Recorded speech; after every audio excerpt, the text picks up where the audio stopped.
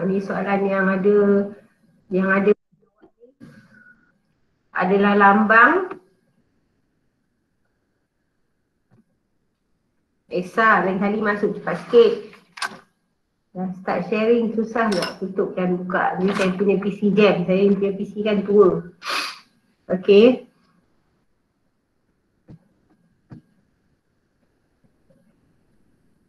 Okey, ini soalan ini adalah Akta Lambang dan Nama Mencegah Penggunaan Tidak Wajar 1963, Akta 414. Ya, ni ada tulis ni, Akta 414. Kalau awak baca pada buku teks awak sama je.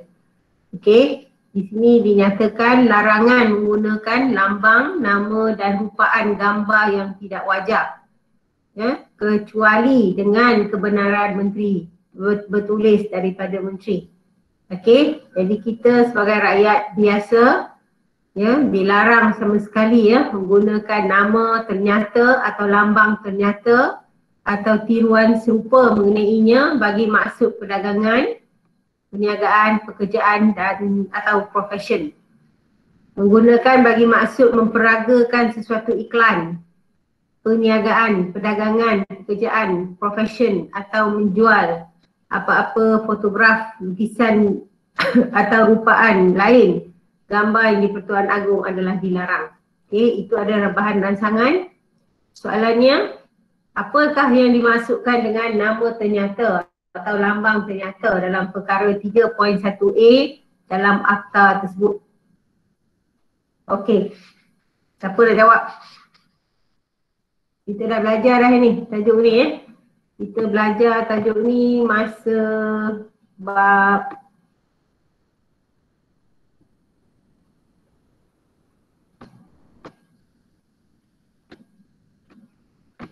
kita belajar dekat sini. Okey. Okey. Siapa yang nak jawab ni? 5 Azalia boleh, 5 Akasia boleh. Mungkin tak nampak gambar. Okey.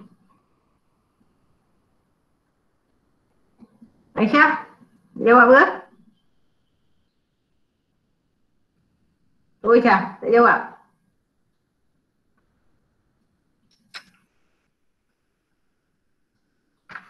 Ke Sabrina nak jawab?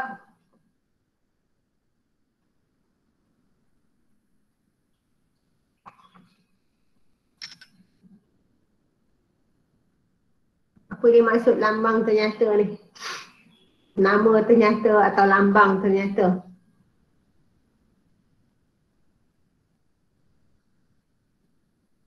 Wang? Wang senyap Wang? Ya? Syak moho ke? Syak moho. Itu contoh, okey. Ilin? Ilin ada dalam ni. Apa maksudnya? Lambang ternyata.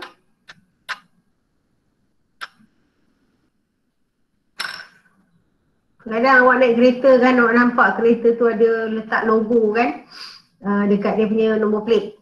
Lepas tu dia tutup dengan kain kecil warna kuning ataupun apa-apa je lah kain ya. Pernah tengok tak? Awak naik kereta main handphone je, tengok ke kanan. Okey. Jadi lambang ternyata ni adalah seperti apa yang Aileen katakan tadi. Ia merujuk ya kepada lambang ya seperti jogan, jata, moho rasmi yang di-Pertuan Agong, Raja Permaisuri Agong, moho besar persekutuan, jata persekutuan, pingat, bencana, bintang kehormat ya atau lain-lain lah yang sehubungan dengannya ya. Kadang-kadang ada juga orang yang pakai lambang ni. Ni lambang ni. Lambang polis ni ya. Padahal dia bukan polis. Jadi itulah nama atau lambang yang ternyata itu adalah milik golongan tertentu sahaja. Ya, jadi ia merupakan lambang atau nama macam Datuk Tan Sri ya, kita tak boleh beli dan gunakan atau kita tak kata saya nak letak Datin lah depan nama saya tak boleh lah ya, sebab ia Datuk Datin ni adalah gelaran yang diberikan ya, tidak simply kita nak ambil dan nak letak nama kita. Okey, jadi itu soalan yang pertama kita dah jelas kat situ. Jelas atau tidak? Jelas atau tidak? Jelas. Dia berupa lambang yang dimiliki lah. Jata negara pun ada ya. Jata negara. Contohnya dia ambil jata negara tu dia gunakan. Jata negara ni jata negara digunakan jata negara tu untuk tujuan tertentu nak menunjukkan kuasa daripada orang yang lebih rendah lah. Padahal dia tidak wajar gunakan begitu. Paling senang, simple sekali kita ambil ni lah. Polis punya identification ni dia tunjuk gambar ni, kata saya polis, saya nak buat serbuan dalam rumah awak awak pun percaya kan sebab dia dah bawa logo ni. Okey, soalan yang kedua tu adalah mengapakah larangan 3.1b tu dikuatkuasakan. Okey, kenapa 3.1b ni mengguna bagi maksud memperaga ni semua dilarang? Kenapa kita dilarang menggunakan lambang yang bukan untuk kita tu? Ya, boleh cakap? Chin?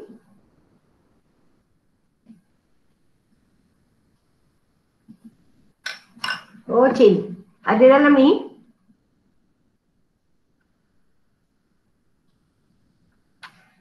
Ada. Jawablah.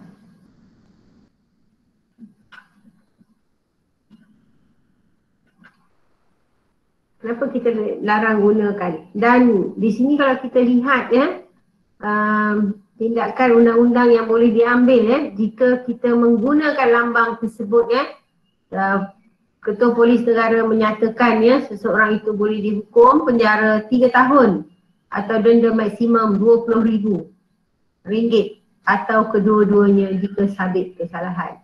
Maknanya ini satu kesalahan yang berat yang tidak wajar kita lakukan. Kenapa kita tak boleh melakukan perkara ini? Kenapa? Ada juga yang gunakan lambang penjara lambang Jabatan Immigration, Tentera Udara selain daripada jata negara tadilah Okey, siapa nak jawab kan? Jangan buang masa. Ada banyak benda lagi nak cakap ni.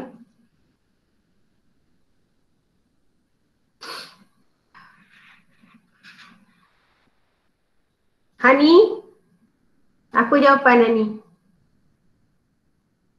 Kalau tanya Lima Azaria, Abu Senyap. Lima Akasia, Abu Senyap. Wahidah. Wahidah, apa jawapan awak? Kenapa kita tak boleh gunakan?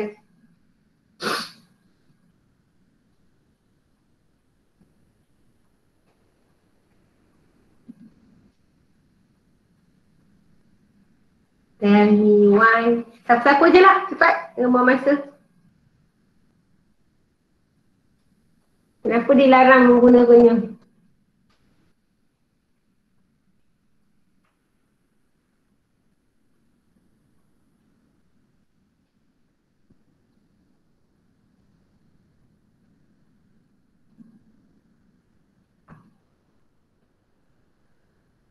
Nazira?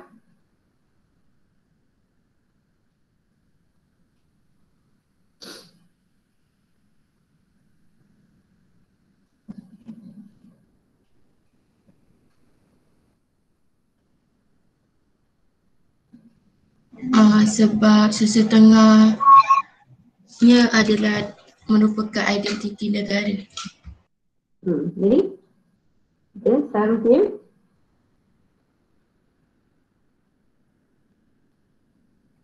Jadi seharusnya lah satu kita tak harus gunakannya kerana kita harus menghormati lambang negara yang dituntukkan kepada agensi-agensi tertentu atau badan-badan tertentu rakyat harus menghormatinya lah. Okey, satu lagi.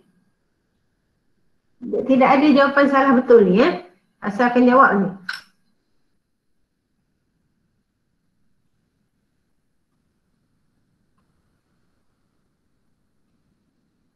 Aduhai. Apa saya suruh buat?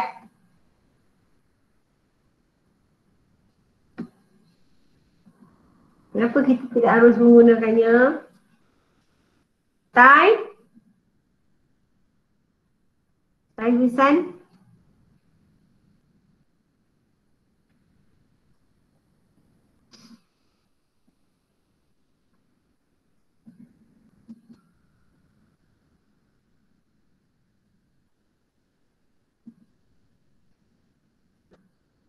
Oh Aileen?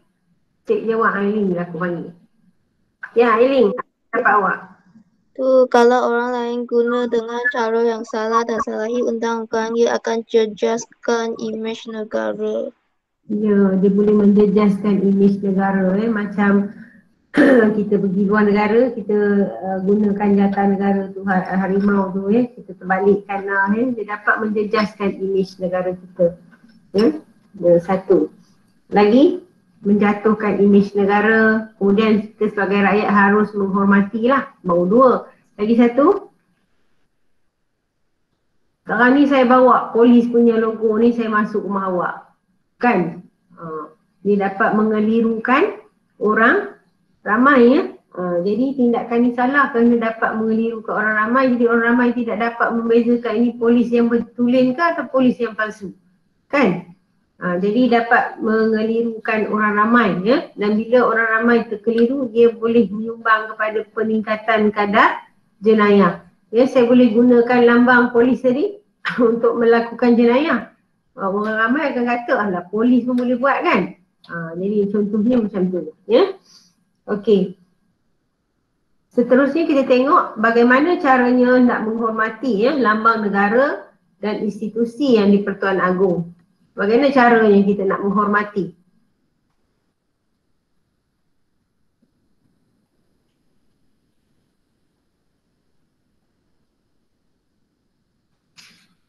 Mak Azalia langsung diam. Ya? Azalia juga diajar oleh Puan Paramis kan untuk matematik.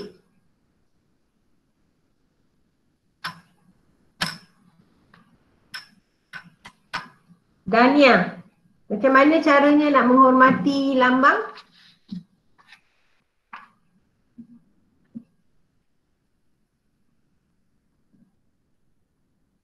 Lambang negara ni banyak kan? Bukan saja jata negara. Jalur gemilang yang awak buat drama atau sudah tu pun lambang juga. Saya dah tanyakan CJ kan, dia kata dia akan cari daripada JPN nanti. Yang awak buat video tahun lepas tu ya. Jadi macam mana caranya? Satu kita mesti lihatlah ya. Dia perlu dah dididik daripada rumah lagi lah ya. Didikan perlu dibuat daripada rumah lagi. Adakah yang menulis jawapan ni tak tengok ya?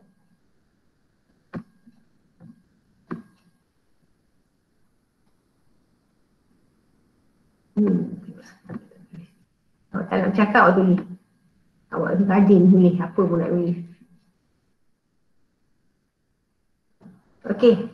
Jadi satu kita boleh katakan didikan daripada ibu bapa lah ya, daripada rumah.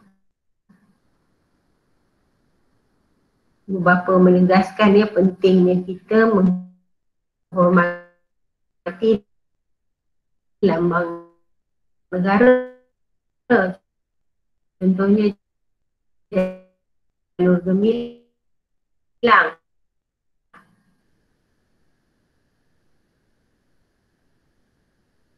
Lagu kebangsaan ya, berdiri tegak ketika menyanyikan lagu kebangsaan. Yang keduanya, peranan yang harus dimainkan oleh sekolah dapat menghormati lambang negara. Itu spesifiknya. Hani, apa boleh buat ni?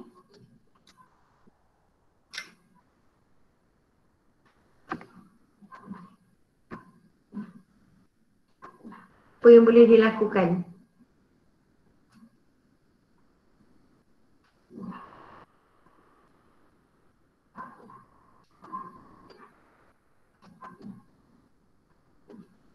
Farhana, apa peranan yang boleh dimainkan oleh sekolah?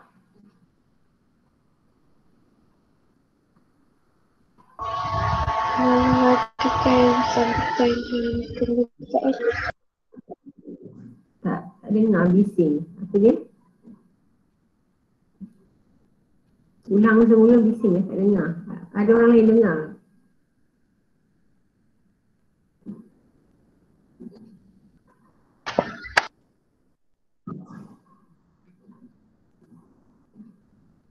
Tulis lah kalau tak boleh cakap. Saya tunggu ni. Tengah jam tunggu awak jawab. Okay?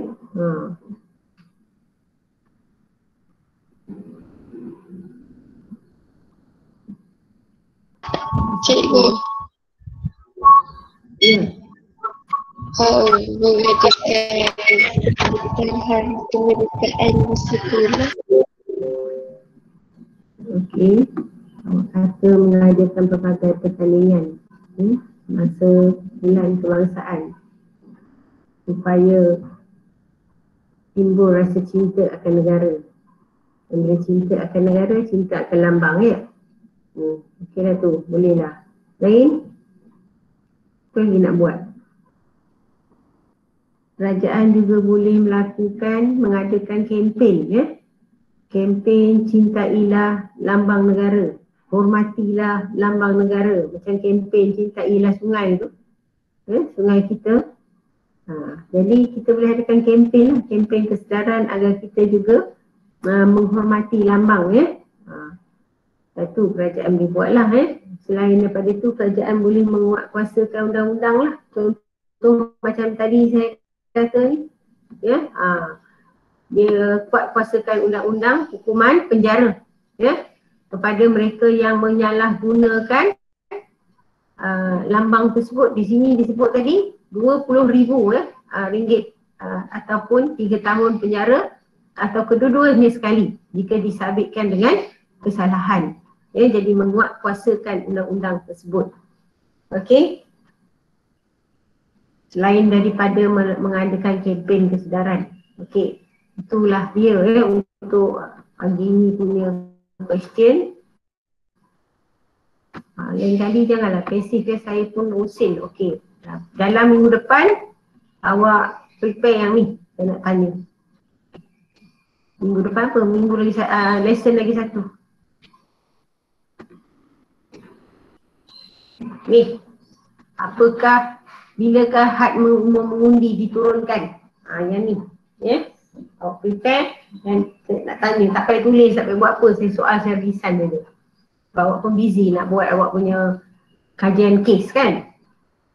Okey, so kita nak sambung, ya, semula dengan kita punya tajuk seterusnya, iaitu 3.4.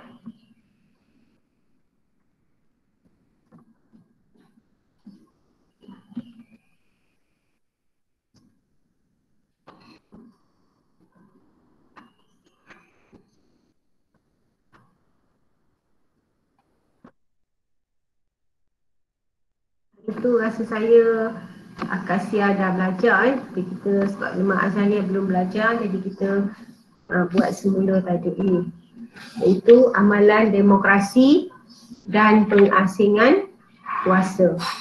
Jadi Malaysia merupakan sebuah negara demokrasi berparlimen dan juga sebuah negara persekutuan. Jangan lupa tu, kita merupakan sebuah negara persekutuan dan mengamalkan dua corak pemerintahan, iaitu raja berperlembagaan dan demokrasi berparlimen. Jadi ciri demokrasi yang ada di negara kita ada 3: amalan pilihan raya, jaminan kepada kebebasan hak asasi, dan pembahagian kuasa pada peringkat persekutuan dan negeri.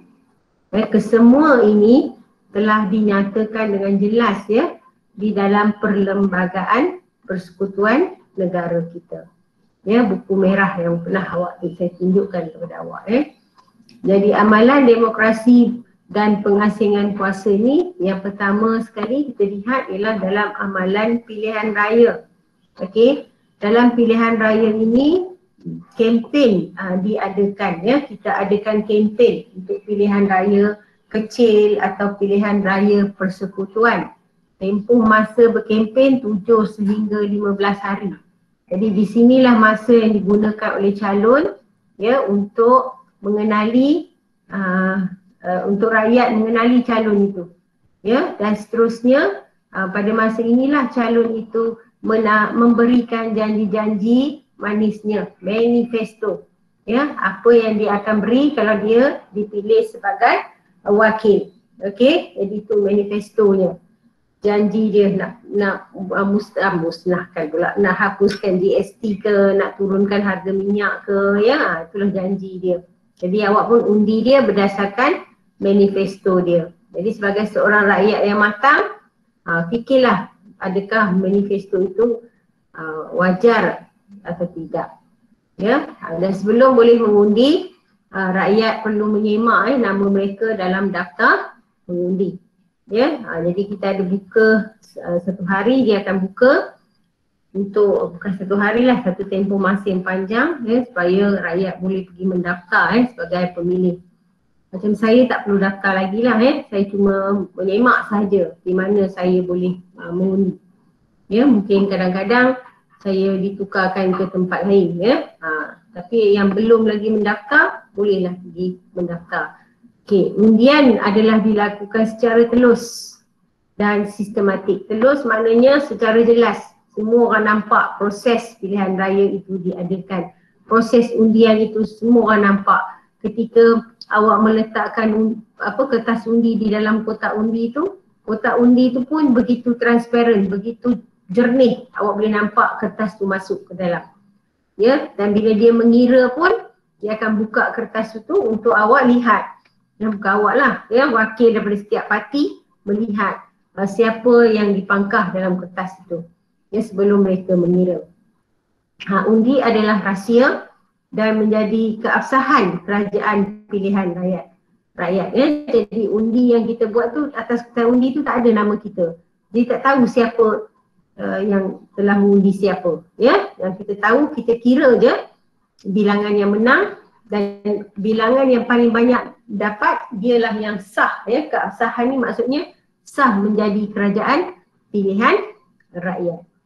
Okey. Dalam amalan demokrasi ni kita lihat adanya dua perkara penting ya. Satu adalah pilihan raya itu sendiri ya. Yang kedua adalah tanggungjawab rakyat. Kalau ada pilihan raya tapi rakyat tak melaksanakan tanggungjawabnya, tidak ada makna. Okey. Jadi pilihan raya ni wujud satu elemen dalam demokrasi ya. Jadi dalam negara demokrasi memang ada unsur pilihan raya. Begitu juga dalam amalan republik ya. Ada juga pilihan raya ya. Dia adakan, contohnya Amerika Syarikat, dia sebuah negara republik ya. Dia juga ada unsur undian ya, pilihan raya. Cuma bezanya mereka tak ada raja. Ya, dalam demokrasi di negara kita ada raja. Okey, dalam republik yang menjadi ketua adalah presiden. Tetapi dalam negara kita, demokrasi berparlimen ini, yang menjadi ketua kerajaan itu adalah Perdana Menteri. Okey, jadi pilihan raya umum ni biasanya diadakan dalam tempoh 5 tahun.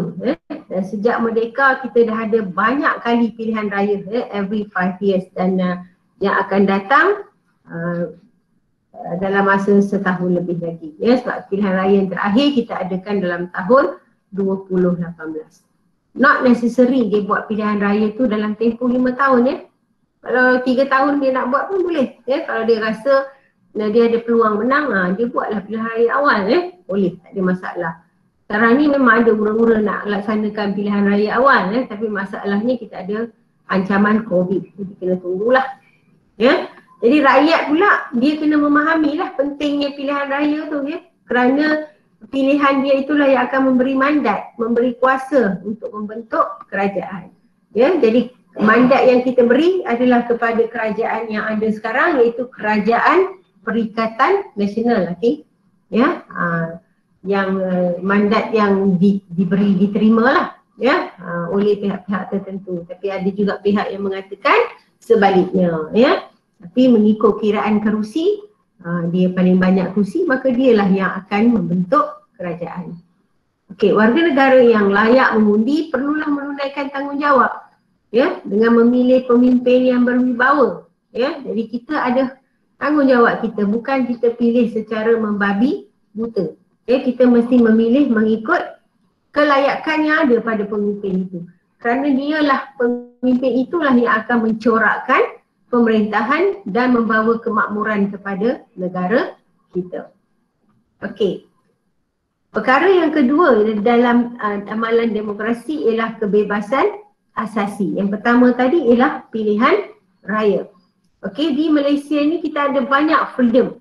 Ya, freedom untuk diri, freedom beragama, freedom mendapatkan pendidikan, freedom bersuara, berhimpun dan berpersatuan.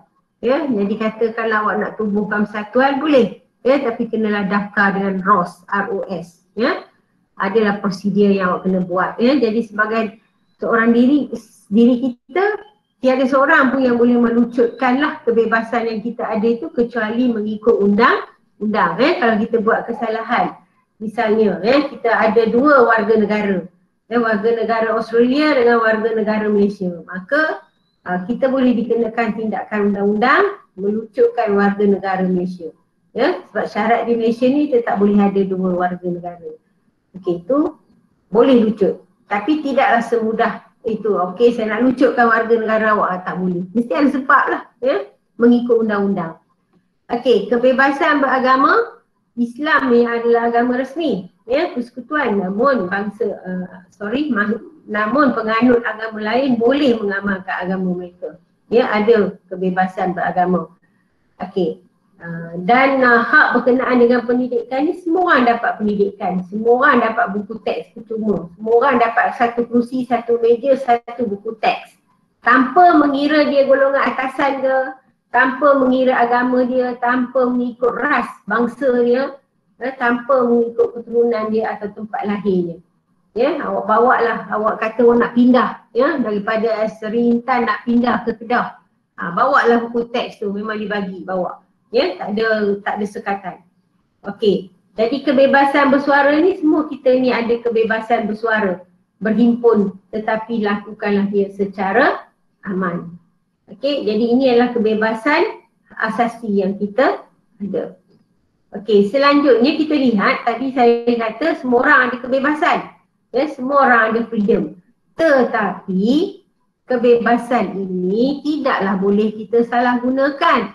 Kerana jika kita salah gunakan kebebasan ini, ia akan menyebabkan tidak ada ketenteraman awam.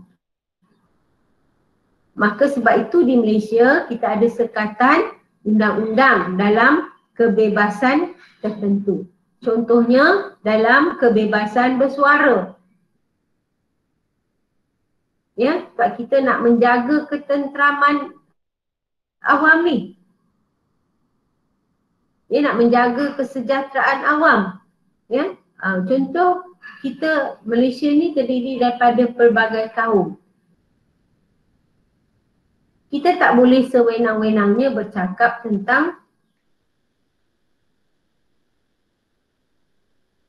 agama kaum lain. Ya, menidakkan agama kaum lain. Cakap dengan orang Islam awak macam ni, cakap dengan orang Hindu awak macam ni. Tak boleh lah. Ya, sebab kita mesti menghormati kebebasan beragama tu tadi. Jadi kita tidak boleh sewenang-wenangnya bersuara. Sebab itu kita ada sekatan, ya, sekatan dalam kebebasan bersuara dalam media. Ya, contohnya Akta Hasutan. Ya, jadi sebarang isu yang dibangkitkan, awak boleh dikenakan tindakan dalam Akta Hasutan 1948 atau Akta mesin cetak dan penerbitan 1948. Contohnya hari ini kita lihat ya, negara kita dalam peringkat darurat telah dilihat yang merupakan institusi hak asasi yang ditubuhkan di bawah Akta Suruhanjaya Hak Asasi Manusia Malaysia 1999, Akta 597. Ya, jadi suara kami berperanan mempromosikan dan melindungi hak asasi semua orang di negara kita. Ada soalan setakat ini? Ada soalan? Okey, kita pergi kepada elemen yang ketiga, perkara yang ketiga dalam amalan demokrasi. Yang pertama tadi apa, Matuana? Yang pertama tadi apa kita bercakap? Oh, tidur. Sabrina, yang pertama apa? Isa dan left saya nampak Semua kenyang. Dania, apa yang pertama tadi saya cakap?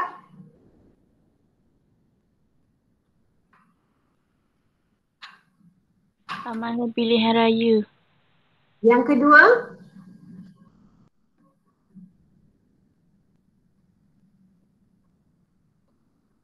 Yang kedua apa? Kebebasan ekspresi. Kebebasan hak. Okey, bagus. Adalah dengar je, tidur kan dalam gambar semua tak nak buka. Okey, macam cakap dengan tiang aja. Baik, pengasingan kuasa. Okey, pengasingan kuasa dalam pemerintahan. Jadi negara kita merupakan negara persekutuan. Ya, dan kita lihat di sini wujudlah pembahagian atau pengasingan kuasa kepada 3 badan. Yang badan pertama ialah badan perundangan, badan eksekutif dan badan kehakiman. Pengasingan kuasa ini telah diperuntukkan ataupun ditentukan oleh Perlembagaan Persekutuan. Bukan suka hati kita nak buat. Ya, jadi dengan pengasingan kuasa ini, yang di-Pertuan Agong ini menjadi ketua utama negara. Ya, yang menjadi punca kepada 3 kuasa tersebut, 3 badan tersebut. Okey, badan yang pertama adalah badan perundangan. Di dalamnya ada badan parlimen. Parlimen ini mengandungi 2 dewan. Dewan negara, dewan rakyat. Okey, Majlis Raja-Raja dia di luar daripada 3 badan ini. Ya, Majlis Raja dia ada kuasa di sini, kita dah buat kali itu Ada juga kuasa perundangan, eksekutif dan kehakiman. Okey, badan eksekutif pula diketuai oleh Perdana Menteri.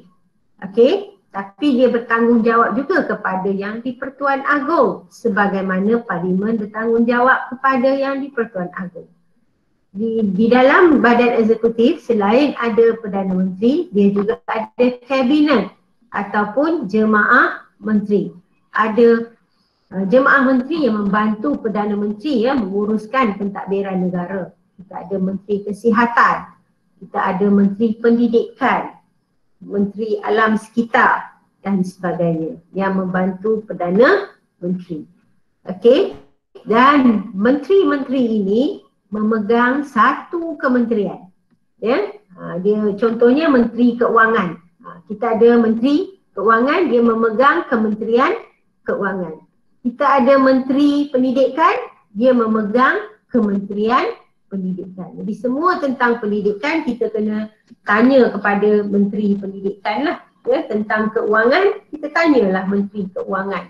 Jadi ini dapat melicingkan pentadbiran. Ya. Perdana Menteri dia tak mampu nak buat semua kerja tu. Ya, maka dia perlu dibantu oleh jemaah menteri. Okey, yang ketiga ialah badan kehakiman. Okey, badan kehakiman ini diketuai oleh ketua hakim negara. Okey, jadi ketua hakim negara ini dia menjadi ketua bagi mahkamah atasan dan mahkamah bawahan. Okey, jika ada soalan interrupt ya, saya tak tahu faham ke tidak. Kita lihat badan yang pertama iaitu Badan Perundangan. Okey, Badan Perundangan pada peringkat kerajaan persekutuan ialah Parlimen. Tadi saya dah cakap ni Parlimen. Okey. Dan Parlimen ni ada dua dewan. Satu ialah Dewan Negara dan Dewan Rakyat. Itu pada peringkat persekutuan. Badan perundangan ni juga ada di peringkat negeri. Ada berapa negeri di Malaysia ni? Ada berapa negeri di Malaysia? Tadi Denuk. 14. Jadi kita lihat ada 14 lah kerajaan negeri, dan kerajaan negeri itu diketuai oleh Dewan Undangan Negeri. Okey, di peringkat negeri kita ada Dewan Undangan Negeri. Di peringkat persekutuan kita ada Parlimen.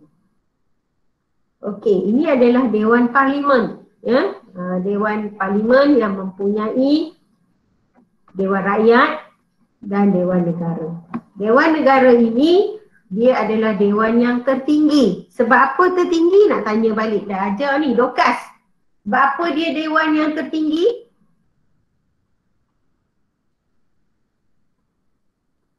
Kenapa dia dipanggil dewan tertinggi Dokas?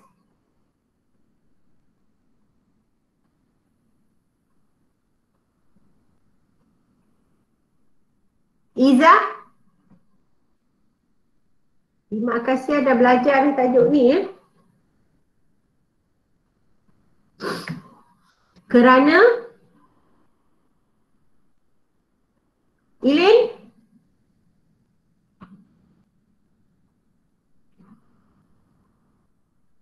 Kerana dia tinggi cikgu.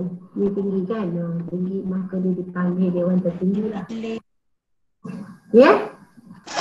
Kerana dipilih oleh yang Tuan Aku, manakala Dewan Rakyat dipilih oleh rakyat. Ya, kerana dewan ni dipanggil tertinggi kerana anggotanya iaitu ahli senatnya dilantik oleh Yang di-Pertuan Agong.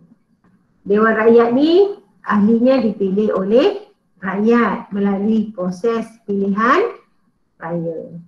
Dua-dua dewan ni penting kerana mereka akan membahaskan rang undang-undang. Kita kata rang sebab dia belum jadi undang-undang. Dia akan bahaskan dan dia akan diluluskan dan ditandatangani oleh Yang di-Pertuan Agong. Kalau yang selagi mana Yang di-Pertuan Agong tak tanda tangan, dia tidak boleh diwartakan sebagai undang-undang negara. Besar peranan Yang di-Pertuan Agong ya. Okey, Parlimen adalah badan perundangan yang tertinggi di Malaysia ya. Terdiri dari 3 komponen, Yang di-Pertuan Agong, Dewan Rakyat dan Dewan Negara. Parlimen merupakan lambang demokrasi ya, kerana di dalamnya lah rakyat memilih wakil dan rakyat memilihnya melalui proses pilihan raya. Parlimen ni penting kerana di sinilah kita menggubal. Gubal maksudnya membuat, tapi kita tak kata membuat ya. Menggubal undang-undang. Ya, buat undang-undang di Parlimen. Dah lulus di Dewan Rakyat, dia pergi ke Dewan Negara. Dah lulus di Dewan Negara, Yang di-Pertuan Agong akan tanda tangan dan sahlah dia diwartakan sebagai undang-undang negara. Parlimen juga membuat pindaan ya, undang-undang persekutuan yang sedia ada, menyemak dasar kerajaan, meluluskan perbelanjaan kerajaan dan sistem cukai yang baru. Ya, jadi esok kalau mana tahu nak memperkenalkan GST semula, maka perkara ini akan dibawa ke Parlimen untuk dibincangkan. Kalau Dewan Rakyat kata setuju, Dewan Rakyat Negara kata setuju, maka Agong tanda tangan, jadilah dia perkara yang harus dilaksanakan. Okey, Dewan Negeri. Dewan Negeri ini terdapat di setiap negeri kecuali di wilayah Persekutuan Kuala Lumpur, Labuan dan Putrajaya. Ya, jadi Dewan Undangan Negeri ni dia membuat undang-undang bagi negerinya. Parlimen buat undang-undang untuk negara. Ya, yang ni bagi negeri. Jadi ketiga-tiga wilayah tersebut hanya mempunyai ahli parlimen ya. Dia ada ahli parlimen tapi dia tidak ada Dewan Undangan Negeri ya. Di Dewan ini terdiri daripada Sultan, yang Sultan duduk kat sini. Di sini atas sekali, jadi di Pertua Negeri. Ya, Speaker Dewan Rakyat. Ni kalau tengok tengah-tengah ni, kalau tengok dengan jelas dia ada Cokma Diraja. Ini adalah Dewan Undangan Negeri. Adun, ya, Ahli Dewan Undangan Negeri yang dilantik di peringkat negeri melalui proses pilihan raya juga. Okey, ini yang boleh baca sendiri ya, keahlian Dewan Negara dan Dewan Negara Rakyat. Kita ada 26 ahli Dewan Negara yang dipilih, 44 dilantik oleh Yang di-Pertuan Agong.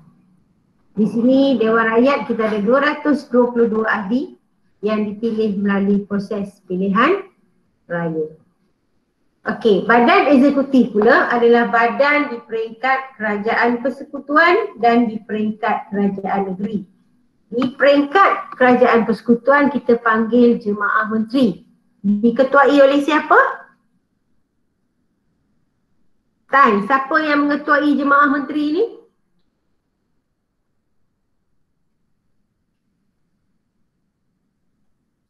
Tan? Ya, Siapa yang mengetuai jemaah menteri? Perdana Menteri. Okey, Perdana Menteri bertanggungjawab kepada siapa? Yang di-Pertuan Agong. Okey, di peringkat kerajaan negeri pula, kita ada Majlis Mesyuarat Kerajaan Negeri. Siapa yang tertinggi sekali dalam, siapa yang mengetuai peringkat kerajaan negeri ni? Siapa yang mengetuai kerajaan negeri? Siapa? Sultan. Sultan. Ya, dia dibantu oleh siapa? Sultan dibantu oleh siapa? Kalau di sini tadi menteri, di sini di peringkat negeri? Menteri Besar. Menteri Besar. Okey, pandai pun. Legend. Okey, jemaah menteri. Jemaah menteri ni dia mengetuainya adalah Perdana Menteri. Ya, Perdana Menteri mengetuai jemaah menteri. Menteri ni mengetuai kementerian. Ya, macam saya bagi contoh tadi lah. Ya, Menteri Keuangan. Ya, dia mengetuai Kementerian Keuangan. Ya, dan melaksanakan dasar kerajaan yang diputuskan oleh jemaah menteri. Kalau katakan Menteri Keuangan membawa usul untuk memperkenalkan GST contohnya. Semua ahli menteri dia, jemaah menteri kena setuju lah. Mana-mana menteri yang tak setuju dia kena letak jawatan. Ya, yang tak setuju dengan dasar kerajaan tu dia mesti letakkan jawatan. Okey, jadi mereka ni bekerja orang kata sepasukan. Ya, dan mereka sering backup satu sama lain lah. Ya, setiap dasar yang dibuat oleh mana-mana menteri dalam kementerian yang diketuai oleh Perdana Menteri, dia perlu mendapat sokongan daripada kalangan menteri dia sendiri. Tak bolehlah dia bercanggah, apalah kau buat GST tak boleh.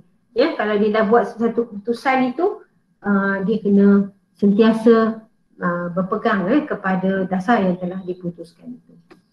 Okey, jemaah menteri terdiri daripada Perdana Menteri, menteri seperti Menteri Keuangan, Pendidikan dan Menteri Kesihatan.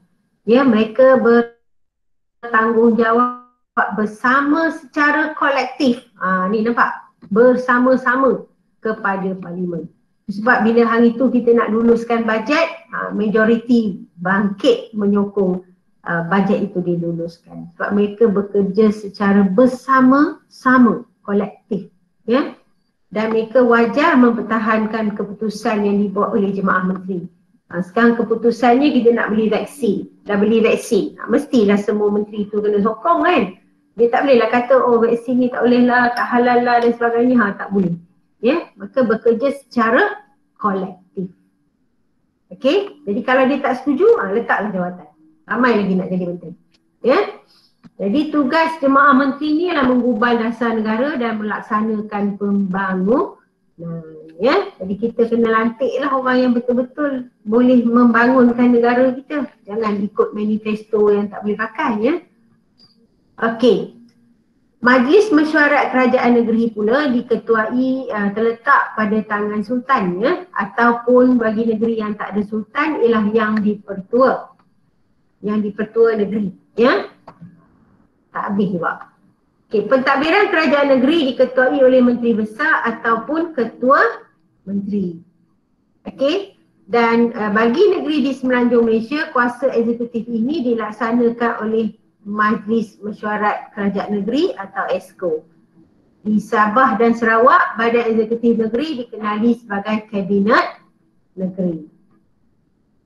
Okey, jadi ini adalah sistem jemaah menteri yang telah diperkenalkan sejak abad yang ke-19 di Kelantan. Ya, kita dah ada dah sistem jemaah menteri. Jangan kata ni adalah sesuatu yang baru, tidak betul. Jadi pada masa itu di Kelantan kita sudah ada 8 badan jemaah menteri. Ni dia 8. Okey, kita ada jemaah penasihat raja sampailah kepada jemaah menteri pentadbiran dan pengimarahan negeri. Setiap satu jemaah ni ada 4 orang pembesar. Ya, jadi sekarang ni kita dah ada sistem kabinet tadilah, ya. Kabinet yang diketuai oleh Kerajaan Perikatan Nasional di bawah pimpinan Perdana Menteri kita, Tan Sri Muhyiddin bin Yassin. Okey. Badan yang terakhir ialah Badan Kehakiman, ya. Badan ini bertanggungjawab mentafsir dan melaksanakan undang-undang serta mempertahankan perlembagaan persekutuan. Jadi fungsi Badan Kehakiman ini bergantung pada status mahkamah, ya, yang terdiri daripada Mahkamah Atasan. Mahkamah Atasan ni adalah Mahkamah Tinggi Sarawak dan Sabah, Mahkamah Rayuan dan Mahkamah Persekutuan. Ya, baru-baru ini mahkamah mana yang telah membenarkan penggunaan istilah Allah itu? Ada tengok berita? Bagi penganut agama selain Islam? Ada. Nanti beritahu saya, ya, mahkamah mana yang telah meluluskan penggunaan perkataan Allah bagi penganut agama Kristian, ya. Okey, terdapat mahkamah pada peringkat negeri, iaitu Mahkamah Syariah serta Mahkamah Anak Negeri Sarawak dan Sabah. Ya, Badan Kehakiman ini diketuai oleh Ketua Hakim Negara. Kuasa Badan Kehakiman ini dilaksanakan oleh mahkamah. Okay. Hakim dilantik untuk memastikan sistem kehakiman dan keadilan ditegakkan di negara kita. Badan Kehakiman dapat menyelesaikan, ya, konflik antara kerajaan negeri dengan kerajaan persekutuan. Jadi kerajaan negeri dia ada kuasa dia sendiri, kerajaan persekutuan juga ada bidang kuasa dia sendiri. Kadang-kadang berlaku percanggahan pendapat dan Badan Kehakiman inilah yang akan menyelesaikannya. Okey, mahkamah juga mengadili pertikaian antara pemerintah dengan rakyat maupun sesama rakyat. Contohnya dalam penggunaan istilah Allah tadi, ya, ataupun dalam masalah sesama rakyat, kes ragut dan merupakan rasuah dan sebagainya. Okey, kesimpulannya, Badan Kehakiman mestilah bebas daripada pengaruh politik bagi memastikan Badan Kehakiman itu adalah institusi yang menegakkan keadilan. Jadi tidak boleh memihak kepada badan perundangan ataupun badan eksekutif. Ya, dia mesti neutral, bebas. Ya, sebab itu kalau awak kata alah mahkamah ni ikut Perdana Menteri, ya, apa Perdana Menteri suruh dia buatlah. Itu tak patut berlaku, ya. Sebab mahkamah ini ataupun Badan Kehakiman ini seharusnya bebas dari mana-mana campur tangan badan pelaksana maupun badan eksekutif atau pelaksana ataupun badan perundangan. Okey, setiap individu mempunyai hak yang dijamin oleh perlembagaan. Ya, kita sewajarnya memahami kepentingan menjunjung prinsip keluhuran perlembagaan. Maksudnya tak kira siapa, tidak ada orang yang boleh mengatasi keluhuran perlembagaan. Even yang di Pertuan Agong pun di bawah daripada perlembagaan. Perlembagaan inilah yang paling atas sekali. Jadi bidang kuasa yang di Pertuan Agong pun ditentukan perlembagaan negara. Ya, jadi sebab itu kita ada prinsip keluhuran perlembagaan yang menjadi ciri ketiga dalam rukun negara kita. Okey. Kesimpulannya, pengasingan kuasa yang dijalankan itu dapat mewujudkan pemerintahan yang adil dan saksama. Ya, macam tadi kita kata badan kehakiman dia ada kuasa dia sendiri, ya. Badan eksekutif dia ada kuasanya sendiri. Begitu juga dengan badan perundangan. Okey, pengasingan kuasa ni dapat membentuk senarai semak dan imbang, supaya kuasa pemerintahan itu tidak dikuasai oleh seseorang atau sesebuah institusi. Okey, saya buka untuk pertanyaan.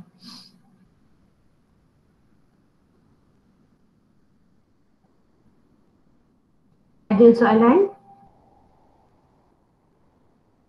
Siapa yang pergi tingkatan 6 untuk belajarlah secara lebih mendalam, ya, tentang ni. Ni yang saya katakan tadi, badan kehakiman, ni badan eksekutif atau pelaksana, ni badan perundangan. Jadi badan ni dia mesti neutral, dia tidak boleh dipengaruhi oleh dua badan ni. Okey? Tidak sepatutnya berlaku. Jadi awak kata keputusan Perdana Menteri yang mempengaruhi keputusan hakim itu adalah tidak benar.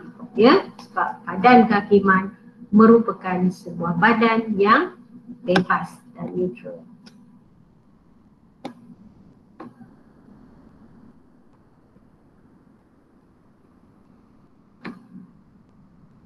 Okey, tidur lah.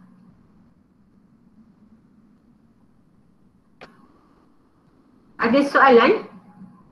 Dah habis masa, saya akan bagi latihan dalam grup, latihan mudah sahaja untuk dibuat. Okey.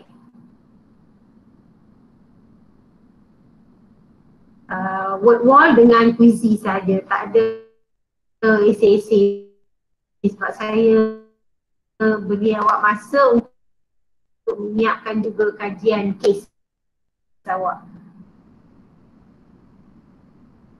Ya, jadi besok kelas seperti biasalah.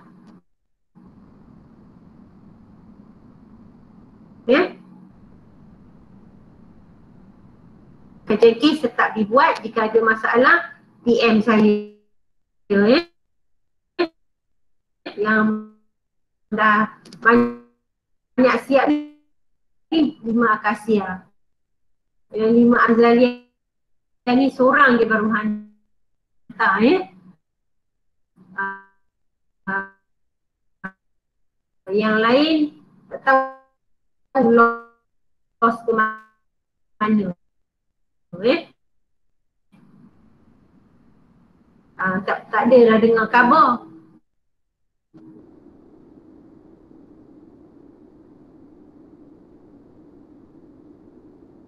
Ada yang langsung tak dengar berita. Tak hidup, tak mati.